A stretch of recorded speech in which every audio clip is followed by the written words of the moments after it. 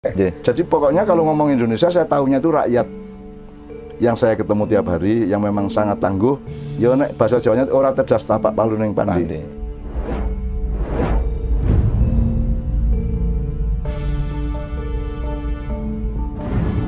Update Indonesia hari ini, menurut Simbah, resminya seperti apa? Indonesia hari ini. Apanya?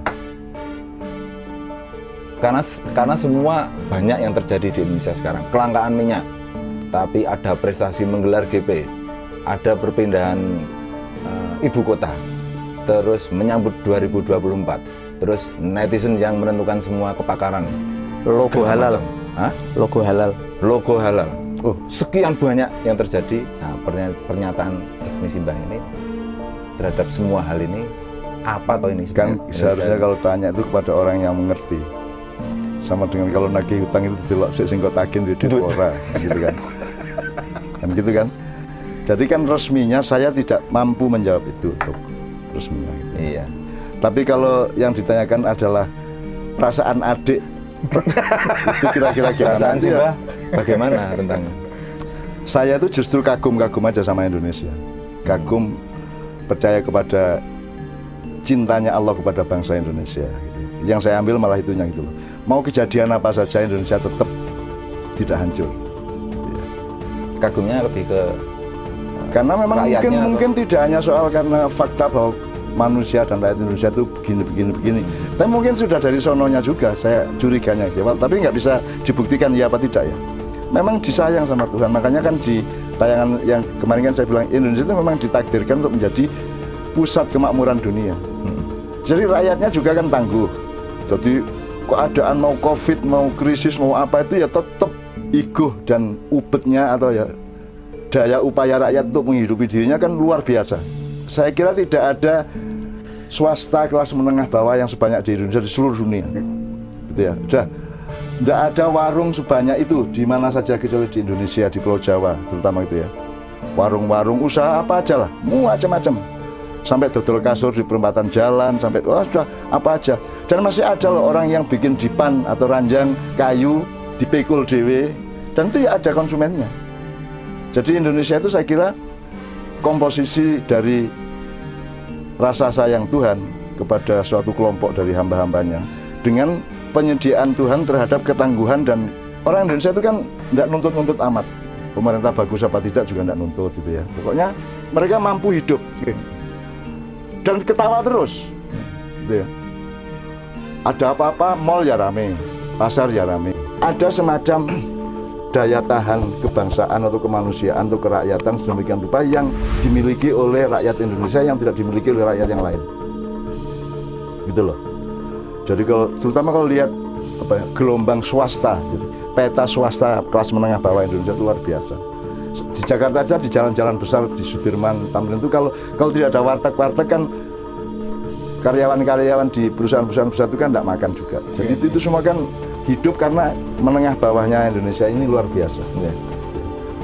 Kamu naik motor aja kamu hitung G, lupa. Dalam hitungan 10 kamu ketemu warung berapa? Dalam hitungan 100 kamu ketemu warung berapa? Luar biasa banyaknya. Dan ada yang beli loh. Dan laris loh. Itu luar biasa Indonesia soal itu. Saya enggak usah di Jogja lah. Di Jombang, Anda dari Jombang ke Malang gitu nanti ada kecamatan apa tuh ya ruamnya kayak gitu. Jadi bangsa Indonesia memang punya keistimewaan. Satu, tangguh. Nomor dua, tidak putus asa dalam keadaan apapun saja. Itu kan tercermin dari kalau cari orang tersenyum dan tertawa kan sangat mudah di sini. Yang guyang-guyu, cengengesan, dan cik ngerokok. Isi ngerokok bas-bus. Tukang becak sekarang kan susah banget hidupnya. Tapi mereka hidup dan merokok. Mereka makan aja susah tapi merokok. Tapi udut itu. Jadi pokoknya kalau ngomong Indonesia saya tahunya itu rakyat yang saya ketemu tiap hari yang memang sangat tangguh. Ya nek bahasa Jawanya ora cerdas tapak palu ning pandi. Jadi orang yang sangat tangguh rakyat Indonesia itu. Tapi kalau ada sambatnya ya wajar ya Pak? Ya kan dilihat persentasenya. Atau sambat itu bagian dari kegembiraan. Bagian dari hiburan dia. Bisa toh? Ya. Misalnya jomblo nggak kawin-kawin kan mesti sambat karo koncone ya apa rek kan ndelok bojo oleh-oleh. Itu kan kemewahan juga gitu loh. Itu kan juga kegembiraan. Sambat itu tidak lantas bertentangan dengan kegembiraan. Justru kalau kamu kakimu tergilir terus, aduh, itu kan nikmat. Jadi kadang-kadang mengeluh itu adalah bagian dari kenikmatan. Makanya kalau dipijat terus, waduh, gitu ya. Bayangin kalau kamu nggak boleh, gitu, nggak boleh mengeluh kan gitu. Wagu. Iya. Kalau saya ingat ya, kan Simbah sering ngendika negara yang kuat, Ya, rakyatnya cenderung melemah. lemah. Rakyatnya lemah, rakyatnya kuat, negaranya pemerintahnya menjadi lemah. Nah, kita ini di fase apa ini, Mbak? Di fase rakyatnya kuat, negaranya lemah, atau negaranya kuat, rakyatnya? Ini sebenarnya ilmunya Sabrang ya. Ya. Saya sebagai bapaknya kan manut juga sama Sabrang, karena Sabrang itu salah satu guru saya. Jadi Guru saya juga. ada fase rakyat Dialektika, kuat, iya. pemerintah kuat, atau negara gitu ya. Iya. Rakyat lemah, negara kuat. Negara Ada kuat. yang paling celaka kalau rakyatnya lemah, negaranya atau pemerintahnya juga lemah. Iya. Kalau kita ini kan permanen rakyatnya kuat. Misalnya kalau gempa kayak di Bantul itu kan menunjukkan betapa kuatnya rakyat. Masa ada gempa tidak sampai sebulan, itu saya sama Sultan mengumumkan Benar. di Wonokromo bahwa kita Jogja tidak perlu bantuan internasional lagi, kita sudah bisa mandiri. Itu kita umumkan resmi. Tidak ada di seluruh dunia di mana rakyat menyatakan tidak usah dibantu. Coba. Dan itu makin ke desa makin kuat. Contohnya apa? Jadi Kiai Kanjeng kan juga ikut menangani evakuasi dan pembagian makanan dan obat-obatan. Itu kalau ada truk atau kol atau mobil bawa makanan atau obat-obatan, itu kalau masih di Jogja dan di pinggiran Jogja, masih di utara Bantul itu, rakyat tuh ngomongnya, sini Pak, sini Pak, sini Pak. Sini belum kebagian. Tapi kalau sudah ke selatan, ke desa-desa, mereka ngomongnya terbalik. Sana Pak yang belum dapat. Sana yang belum dapat, sini sudah. Coba, itu beda sosiologis dan mentalitasnya antara yang dekat kota dengan yang di desa. Jadi orang Jawa itu aslinya memang luar biasa. Luar biasa. Saya tidak Jawa sentris loh ya. Memang saya orang Jawa dan memang faktanya seperti itu. Jadi saya tidak membandingkan dengan tsunami di Aceh, enggak juga ya. Tapi pokoknya Bantul itu contoh dari betapa dahsyatnya rakyat kita. Saya sendiri kan bikinkan rumah tuh sama Kiai Kanjeng. Iya, betul. Kita bikinkan rumah dan setiap rumah kita jatah sekian puluh juta gitu ya. Terus mereka itu kan datang ke sini berkali-kali untuk menawar. Itu tidak perlu segini Pak jumlahnya. Satu orang, jadi misalnya pertama kan itu cukup untuk 12 orang, 12 rumah ya. Dia tawar, ternyata cukup untuk 25 rumah. Kemudian sampai 62 rumah.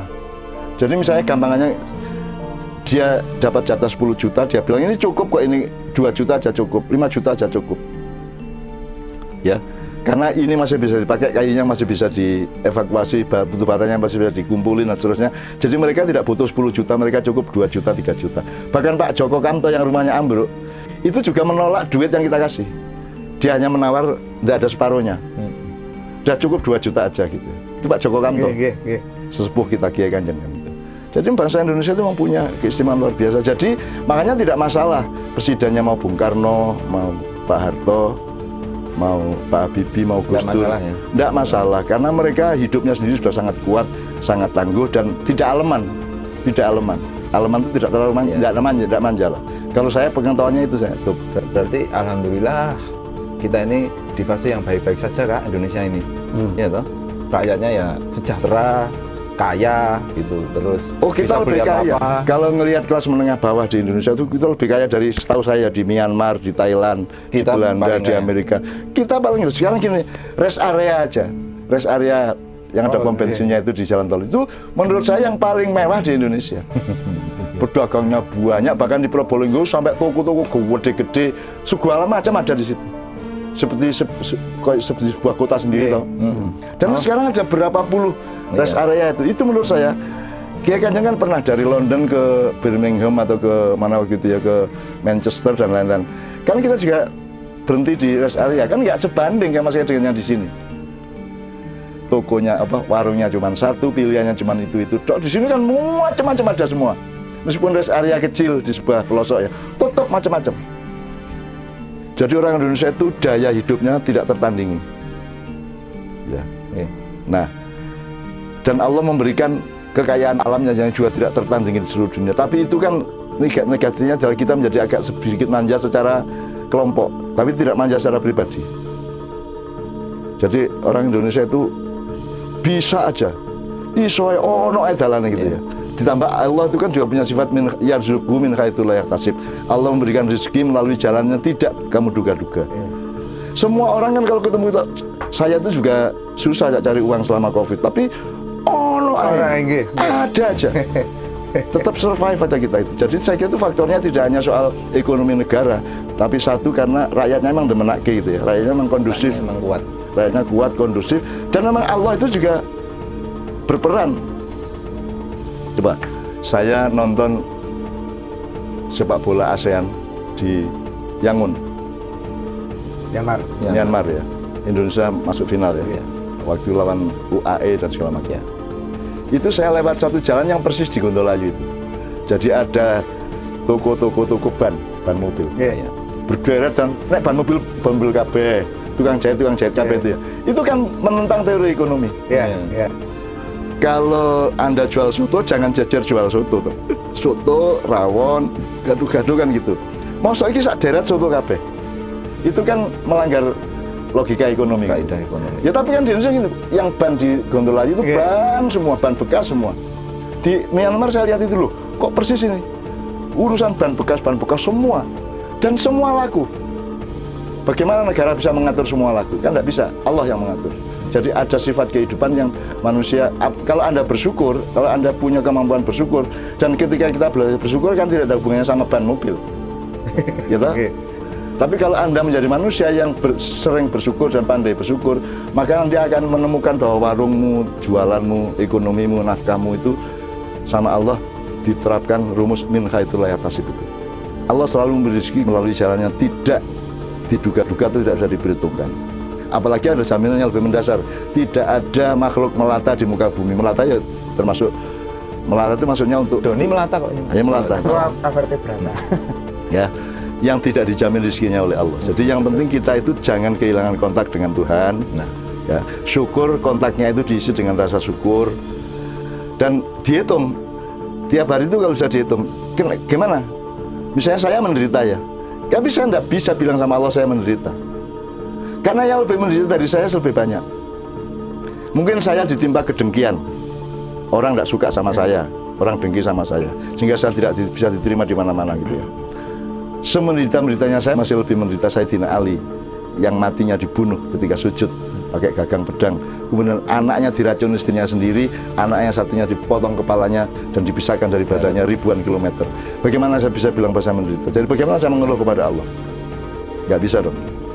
Oh ponun gitu kan. Itu kan perasaan adik saja gitu. Yang lebih menderita itu Yesus itu menderita, Nabi Isa menderita. Nabi Ayub itu kudisan 18 tahun, seluruh tubuh coba. Nabi loh. Nek gue pantas toh. Wong gue ora kudisan kok tato-tato gitu. Jadi kita itu tidak menderita. Kalau manusia mau menghitung berapa hal yang kamu syukuri, berapa hal yang kamu keluhkan, berapa hal yang kamu menderita, kalau kamu mau menghitung tiap hari, kamu tidak akan pernah menderita. Apalagi perhitungannya mendasar. Ada saja sudah bersyukur. Emang siapa yang nyuruh Doni ada? Kecuali itu cintanya Tuhan. Gitu? Kan tidak ada yang mengharuskan Tuhan untuk menciptakan Doni. Tidak ada kewajiban Tuhan untuk bikin Doni. Tidak ada. Tapi Allah berinisiatif karena cintanya mengadakan Doni nyanyi di Kiai Kanjeng dan seterusnya. Gimana tidak bersyukur? Apa yang bisa menandingi itu sehingga kamu tidak bersyukur? Jadi seluruh penderitaanmu kalah oleh Adamu tok, belum lagi kamu di Kiai Kanjeng, kamu keliling dunia, kamu keliling Indonesia, itu begitu banyak hal yang kita syukuri. Jadi saya tiap hari juga nelongso dan merasa menderita, tapi ketika saya kejar, ketawa sendiri saja, itulah perasaan adik saja kan gitu. Bagaimana? Tapi kan saya punya sabrang pinter, luar biasa, rahmat Allah yang luar biasa, saya punya Rampak, saya punya Jembar, saya punya Haya, ya saya punya Novia dan seterusnya ya. Jadi makanya teori saya ridho. Adalah apapun saja yang kamu alami, endingnya ridho. Ridho itu bukan mekanisme intelektual. Benar.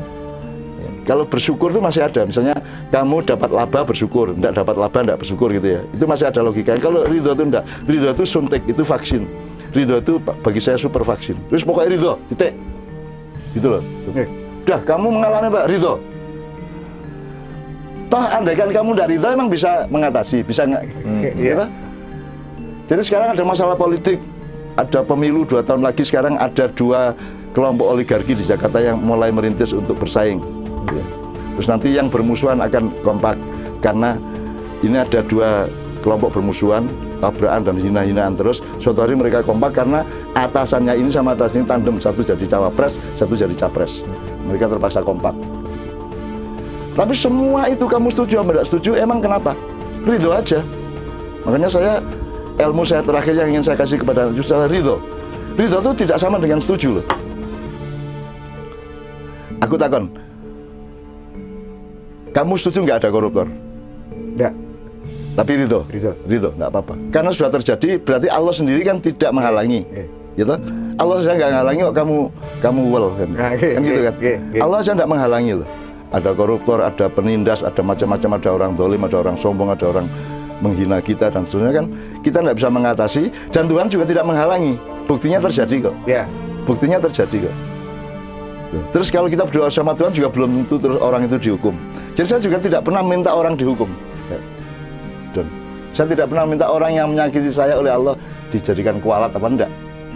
Saya sudah menyatakan di Padang Bulan kemarin di Mojopat, saya ridho. Bahkan kamu bunuh saya ridho.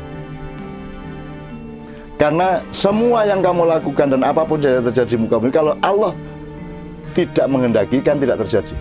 Kalau Allah sudah mengizinkan itu terjadi, mau apa saya? Satu-satunya jalan adalah ridho. Sayyidina Ali ketika dibunuh kayak ridho dia. Ridho. Karena itu kan ketentuan Allah akhirnya kan. Bahwa Allah setuju apa tidak, kita nggak tahu. Tapi pokoknya kita ridho. Makanya ridho itu menurut saya itu vaksin super. Terus disuntik wae, ridho ngono wae. Sugesti aja. Nggak pakai pikiran. Oke ridho ngono wae. Kamu difitnah di kampung. Terus kamu nggak ridho, kamu marah, kamu nggak terima, aku apa lagi? Mau kamu bunuh, mau kebakar rumahnya? Nggak semua kan? Semua responmu terhadap kedoliman itu kan juga nggak akan kamu lakukan. Jadi sudah disuntik aja ridho. Jadi vaksin ridho namanya. Gitu kira-kira. Oke.